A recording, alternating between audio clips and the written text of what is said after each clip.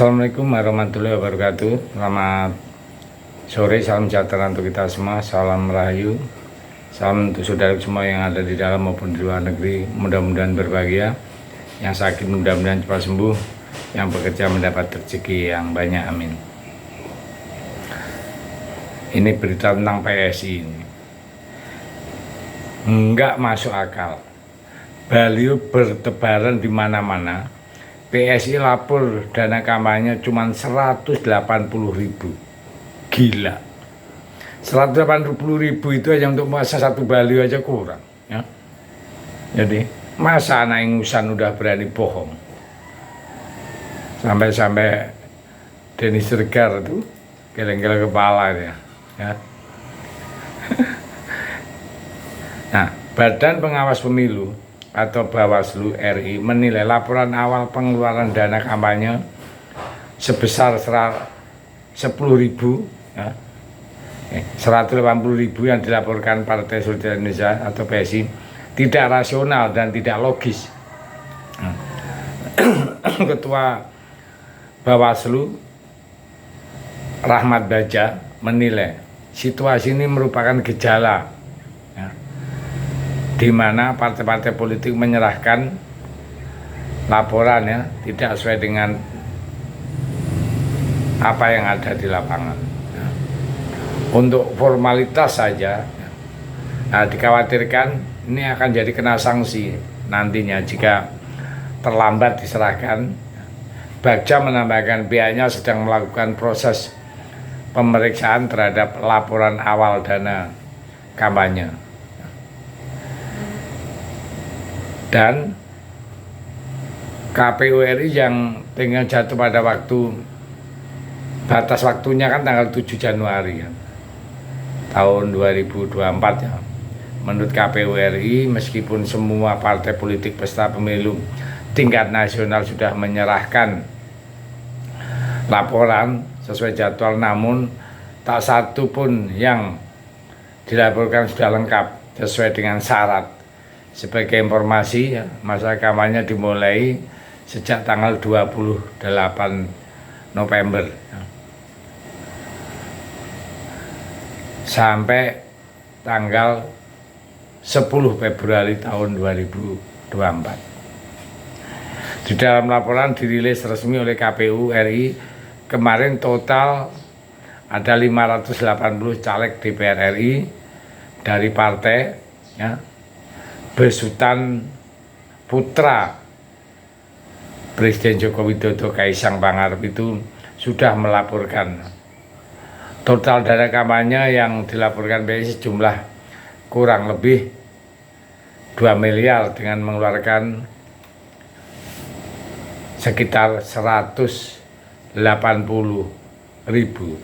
Jumlah ini menempatkan partai politik bernomor urut 15 tersebut sebagai partai politik dengan laporan pengeluaran dana kampanye paling minim di antara 18 partai politik peserta pemilu tahun 2024. Jadi tingkat nasional partai politik itu mencatat laporan pengeluaran dana kampanye minimal ratusan juta ya.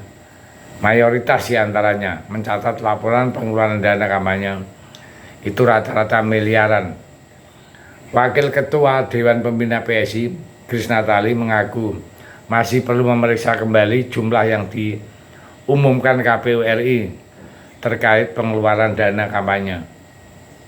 Ia mengaku jajaran bekerja keras untuk menyusun laporan agar dapat diserahkan sesuai dengan tenggang waktu. Fakta bahwa PSI hanya mengeluarkan dana kampanye 180.000 tentu ini sudah masuk pembohongan ya. Baliho, billboard, kaos, dan acara-acara besar lainnya sudah dibuat. Tidak wajar kalau PSI hanya mengeluarkan dana sebesar 180.000. Nah, jadi publik pun menilai bahwa PSI sudah berbohong. Ketua umumnya Kaisang Pangarep menilai ya, sudah berani menyebar berita bohong, bahkan hal ini ditanggapi oleh pegiat sosial yaitu Denny Sregar.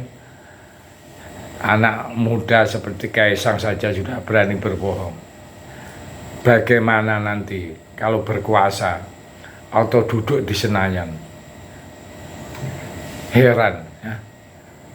Mengapa harus berbohong gitu loh. Yang artinya gini, ya 180 itu logika pun nggak nyampe gitu loh. Berbohong tapi ya ampun, biaya 180.000 itu satu baliho itu udah jutaan. Nah, harganya sudah berapa? Aduh, ini kan memalukan sekali ya. Mau tidak mau berimbas ke Pak Jokowi ya, punya anak kan mulai laporan berbohong gitu ya. Jadi sangat sayangkan ya, orang mengharapkan anak muda itu punya talenta, punya kecerdasan, dan punya keberanian dan kejujuran. Tapi apa yang terjadi sekarang? Membuat laporan aja sudah bohong. Nah, kita sebagai masyarakat bisa menilai ini bukan masalah hibah, bukan masalah fakta dan data yang disampaikan oleh dari KPU Bawaslu ya, untuk laporannya seperti itu. Terus apa sekarang yang diharapkan dari anak muda yang dari Kaisang seperti itu? Ya ini kan oknum ya, bukan anak muda semua sebenarnya. Dan oknum ya, kayak PSI yang diketahui oleh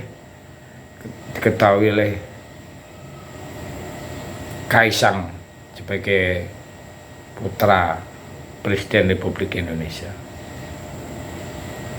Nah, jadi kita semua harus berhati-hati menilai, melihat rekam jejak itu sangat penting ya. Kemarin PSI kan dilulukan sebagai partainya anak muda. Tapi kalau tambah kesini kayak begini bagaimana? Kalau ini berlanjut ya untuk masuk ke nelayan ya nelayan.